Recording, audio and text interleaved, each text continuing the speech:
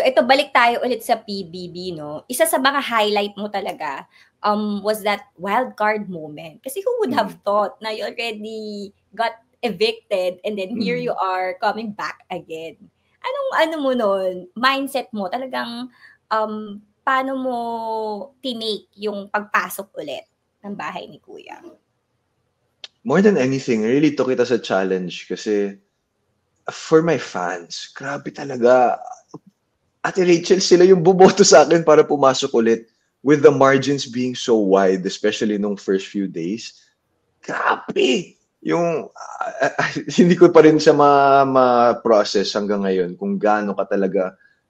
Sobrang swerte ko na nakapasok po ulit kasi sobrang laking tulong po niya sa akin.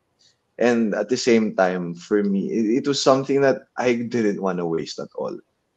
Now that I'm given the opportunity again to go back, to hopefully land that Big Four spot na parang ever since the start, gusto ko po talaga makuha.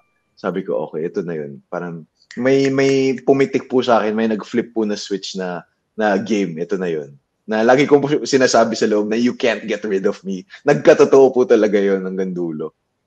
And grabe, do. Talagang consistent ka dun sa personality mo na achiever mindset talaga. Kailangan, parang all or nothing ang peg, Opo. no?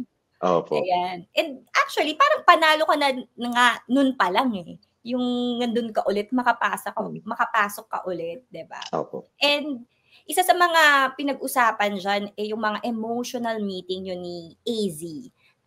And ikaw ba, what were your thoughts at that time, knowing na syempre close mo siya and nakita talagang sa outside world, no, na highlight talaga yung moment na meeting nyo, yung closeness nyo at that time? Syempre for me, it was a big moment to go back inside and see her again and see all the other housemates again. Kasi ako po napanood ko kasi yung gano'n sila ka-apektado nung lumabas ako eh. When I exited the house, I was able to watch some of the clips na grabe. Ako nadala din po ako doon na grabe yung iyak nila. Like for the next few days, parang especially AZ, parang wala po siya sa sarili niya. So just knowing na kahit pa paano, I feel like I could help her bring her fire back, her light back, yung kulit niya, yung energy niya sa bahay na nung nakabalik ako. Ako, masaya po talaga ako. What made you gravitate towards her? Paano kayo, sa tingin mo, bakit nag-click kayo as friends sa loob? Siguro, I mean, all I really want from a friend is just someone who understands me. Someone who's able to be there for me when I need them, or someone who is not afraid to call me when they need me. And I feel like AZ was one of those people inside the house na grabe talaga. It's parang it seems like such a distant memory na parang ang tagal na nang nangyari. Pero something na I really appreciated about her talaga was how open she was to me. And I feel like that's what really made us click and become close sa bahay. And speaking of being open, no, I think I saw this video na you were really honest about how yung parang nagkaroon kayo ng conversation about saying I love you to each other, pero parang nawala yung moment kasi parang nakatulog kayo kagad ata after and then you had to talk about it the next day or after na nung what happened. No? So what was that about? Yung I love you na yun? Parang hindi naman siya I love you in that sense. Parang kasi syempre a lot of it's taken out of context na syempre nagkakagusto kami sa isa't isa, yung mga relationship na yan.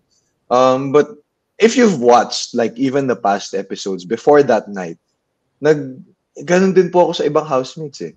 Na yung mga love you namin has become such a normal occurrence sa bahay. So it's really honestly a show of deep appreciation for that person and nothing else.